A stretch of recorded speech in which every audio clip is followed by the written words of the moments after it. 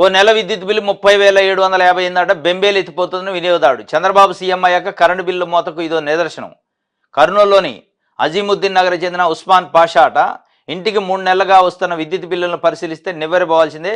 ఆయన ఇంటికి అక్టోబర్ మాసం వినియోగానికి సంబంధించి 3,380 రూపాయలు, నవంబర్కి 7,723, డిసెంబర్కి సంబంధించి 30,758 బిల్లు రావడంతో బెంబేలెత్తుతున్నాడు. దీంతో ఏం చేయాలో పాలుపోక ఆందోళన 3 నెలల నుంచి వస్తున్నాడు. ఇంకో 30,758 రూపాయలు.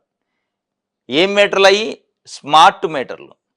మరి స్మార్ట్ మీటర్లు స్మార్ట్గా పనిచేయట్లేదట, నాటుకు పని చేస్తున్నట్టుంది. మామూలుగా ఒక ఇంట్లో ఎంత వస్తుంది? ఎలక్ట్రిసిటీ బిల్లు వస్తే 300 వస్తుంది, మహా అయితే 800.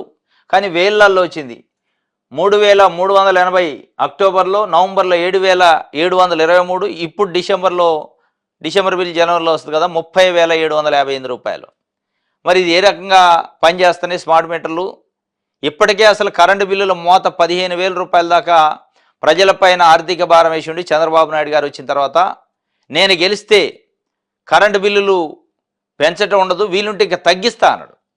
వీలుంటే తగ్గించే అవకాశం ఉంటే తగ్గిస్తా, పెంచే ప్రసక్తే లేదన్నాడు. కానీ 15,000 కోట్ల రూపాయలు పెంచాడు. పెంచి ఏమన్నాడు? జగన్మోహన్ రెడ్డి పాపమే ఇదని ఆయన ఖాతాలో వేసిండు. సరే, ఖాతా ఎవరు తీసినా ఈ కరమేంద్ర నాయన అని ఇది ఒక్క కర్నూలు జిల్లాలో జరిగింది. కానీ చాలా ఉన్నాయట రాష్ట్ర వ్యాప్తంగా. 30,758 బిల్లు అంటే అది కట్టేదే, అది వాడిందే. మరి దానికి జస్టిఫికేషన్ ఎవరు చేస్తారు అనేది ఇంకా ఏం లేదట. ఇది ఒక వార్త అయితే.